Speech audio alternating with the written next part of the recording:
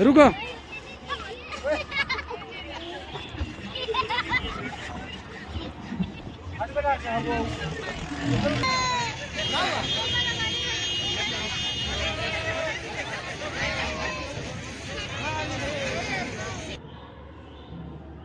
अभी हम लोग रोहतांग दर्रा पहुंच चुके हैं।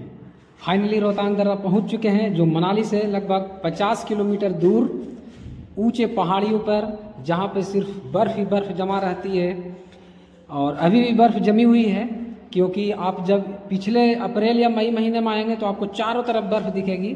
और मैं अभी 18 से 20 जून यानी 15 जून बीत जाने के बाद आया हूँ, तो थोड़ी बहुत बर्फ़ बची हुई है। और अभी भी पर्यटक हज़ारों की संख्या में प्रतिदिन यहाँ आते हैं।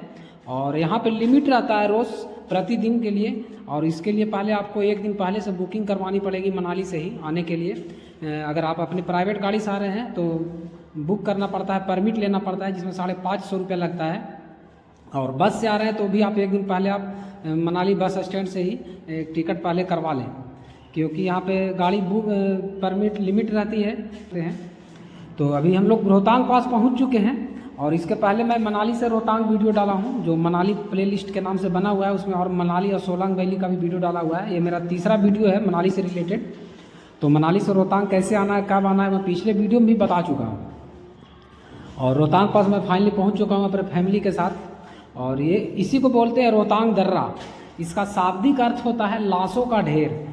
इसलिए लाशों का ढेर कहा जाता है क्योंकि पहले के यहाँ पे जो रास्ते थे वो बहुत उबड़ खाबड़ थे, और यहाँ पर आने के क्रम में बहुत लोगों की मौत हो जाती थी। इसीलिए इसका नाम रोहतांग पड़ा, और लाशों का ढेर कहा जाता है रोहतांग दर्रा। दर्रा मतलब ऐसे भी पहाड़ी रास्ता होते हैं जो एक जगह से दूसरे जगह को जोड़ते हैं, क्योंकि इसके बाद ये आपको लेह लद्दाख जाने के लिए यहीं से रास्ता शुरू होती है, जो लगभग 300 से ऊपर 300 किलोमीटर से प्लस पड़ता है, जो रोहतांग आपको पहुँचने का लेह से लद्दाख जाने में लगता है, लेह लद्दाख। और ये जो रोहतांग दर्रा है, ये हिमालय की पीर पंजाल क्षेत्र में ऊंचा एक पर्वतीय दर्रा या पहाड़ी रास्ता कह सकते हैं। और ये रोहतांग दर्रा है जिसकी ऊंचाई 13,000 फीट है, और मीटर में कहे तो 4,000 मीटर। और यहाँ पे बहुत ही ठंडी हवा हमेशा बहते रहती है, दिन भर रातों भर। और ऑक्सीजन का यहाँ लेवल बहुत ही कम हो जाता है, इसलिए जिनको सांस लेने में दिक्कत होती है तो थोड़ा सा संभल कर आए और अपने दवा हुआ ले लें, क्योंकि थोड़ा सा भी आप यहाँ अगर दौड़ेंगे या तेज़ चलेंगे तो आप हांफने लगें, क्योंकि ऑक्सीजन का लेवल बहुत कम है, 14,000 फीट की ऊंचाई पर है।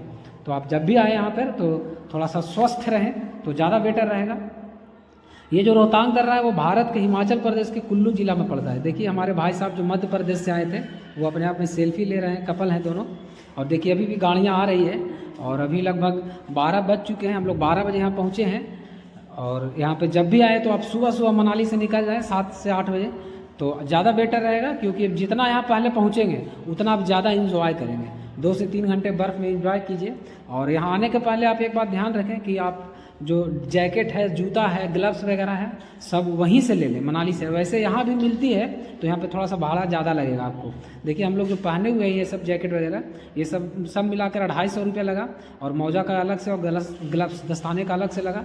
तो जो गाड़ी टैक्सी बुक किए थे वही साहब भाई साहब दुकान में ले गए, और वहीं से हम लोग सभी ड्रेस ले लिए। और अगर आप नहीं भी लेते हैं तो कोई बात नहीं, यहाँ भी आपको मिल जाएगा रोहतांग पास के पास भी, लेकिन थोड़ा सा महंगा मिलेगा।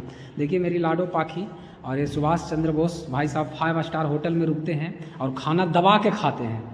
देखिए दोनों बेटी खेल रही है बर्फ़ से। और यहाँ पे आए तो बहुत अच्छा, बच्चों के लिए भी इंजॉय है, हर चीज़ का यहाँ पर बच्चों के लिए अलग है, आप भी अलग है। और यहाँ पे याक हैं, घोड़े हैं, आप उससे भी सवारी कर सकते हैं, या फिर छोटे छोटे गाड़ियाँ हैं, उसका भी सबका चार्ज अलग अलग है। तो आप आइए यहाँ पे और 2 से 3 घंटा इंजॉय कीजिए।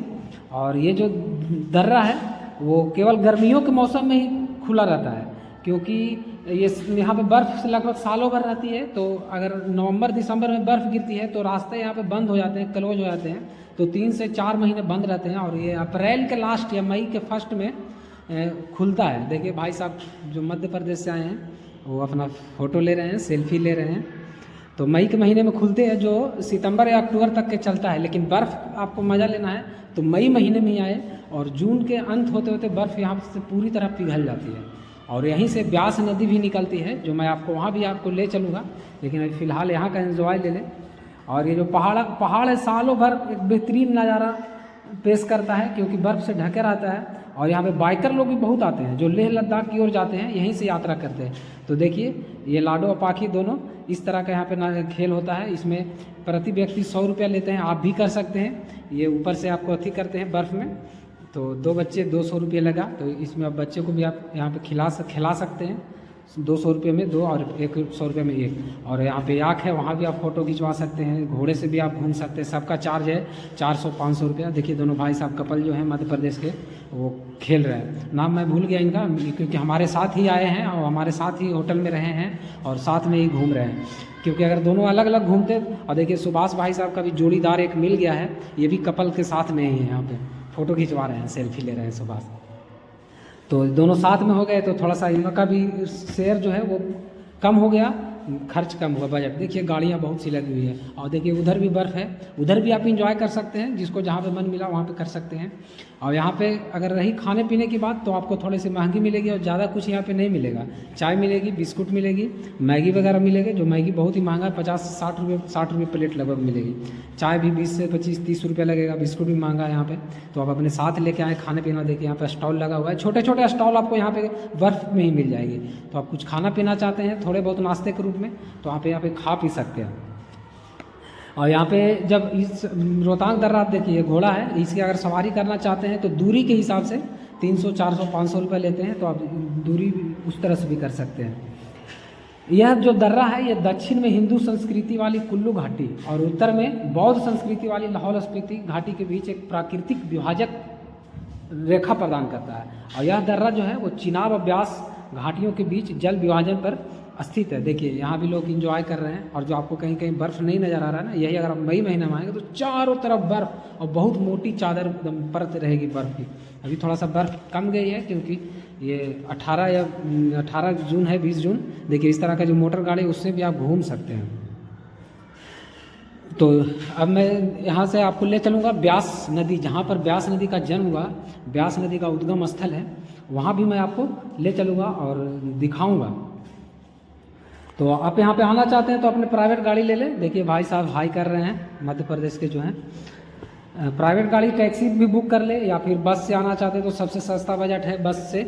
सुबह 7 से 8 बजे 9 बजे 2-3 बस खुलती है मनाली से। आप आइए और 4 से 5 पॉइंट घूम लेंगे। रोहतांग दर्रा, सोलांग वैली और अटल टनल, ये सब घुमाते हुए बस भी ले जाती है और अपने टाइम से खुलती है। देखिए हम लोग भी सब इंजॉय कर रहे हैं, बर्फ़ का मज़ा ले रहे हैं, थोड़ा सा आनंद ले रहे हैं। आप यहाँ जितना सुबह पहुँचेंगे उतना ज़्यादा देर आप आनंद लेंगे और अच्छे से घूमते हुए जाएंगे, क्योंकि आगे बहुत ही खूबसूरत एक गांव है कोकसर, उसके बाद अटल टनल और सीसू ब्रिज जो चंद्रा नदी पे बने हुए हैं, वो सब भी आपको। तो उसके लिए मैं नेक्स्ट वीडियो में आपको अटल टनल दिखाऊंगा। और यहाँ से कोकसर जो बहुत ही सुंदर गांव है, और चंद्र ब्रिज जो चंद्रा ब्रिज है, उसके लिए भी मैं एक अलग वीडियो में बनाऊंगा। तो अगर नए हैं तो मेरे चैनल को सब्सक्राइब कर दें, लाइक कर दें और वीडियो को शेयर कर दें। और नेक्स्ट वीडियो भी देखें, और मनाली के नाम से प्ले लिस्ट है, वो भी आप जाके देख सकते हैं। तो चलिए मैं आपको वेद व्यास, जहाँ व्यास नदी का जन्म हुआ है, उद्गम स्थल है, तो वहाँ पर मैं ले चलता हूँ आपको। तो देखिए मैं फाइनली यहीं पे पहुँच चुका हूँ। ज़्यादा दूरी नहीं है, जहाँ पे आप बर्फ़ में आप आनंद ले रहे थे वहीं पे बगल में है। तो यही ब्यास नदी यहीं पर है अंदर में, यहीं से यहाँ पे जन्म हुआ था ब्यास नदी का। और ये भूमिगत निकलती है और दक्षिण की ओर बहती है। और उत्तरी किनारे पर रोहतांग पास के चंद्रा नदी है जो पश्चिम की ओर बहती है, जो चिनाब नदी का एक स्रोत धारा है। देखिए ये दूसरा द्वार है, एक तरफ से जाने का है, एक तरफ से निकलने का है। और इसके अंदर में ही एक कुंड बना हुआ है, मैं वहाँ भी आपको ले चलूँगा ब्यास नदी के पास। और ये जो यहाँ पर जो वेद व्यास जो थे ऋषि, वो 12 वर्ष तक तपस्या किए थे।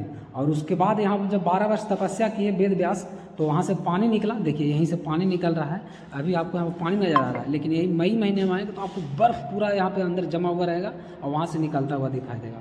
और 12 वर्ष वेद व्यास को तपस्या करने के बाद ये पानी निकला, और वहीं से ये व्यास नदी का रूप ले लिया।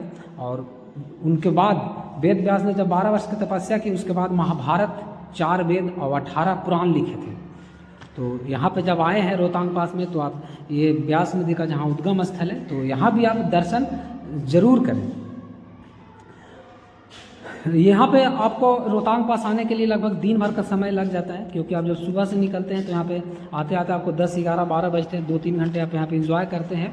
उसके बाद अल्टर टनल और रोहतांग पास होते हुए कोकसर और सोलांग वैली होते हुए घूमते हुए आप मनाली वापस पहुँच जाते हैं।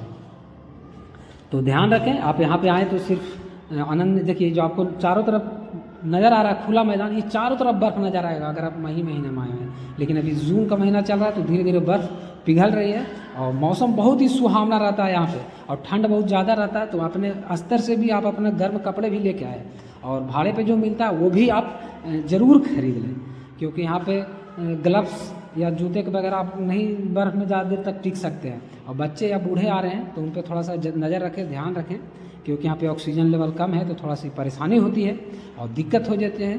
तो अब हम लोग यहाँ पे अब यहाँ से निकल रहे हैं, और नए वीडियो को सब्सक्राइब कर लें। और नेक्स्ट वीडियो में यहाँ से रोहतांग पास से कोकसर हुए थे, अटल टनल होते हुए सोलांग वैली होते हुए मनाली पहुँचूँगा, और उसका मैं वीडियो देखिए यहाँ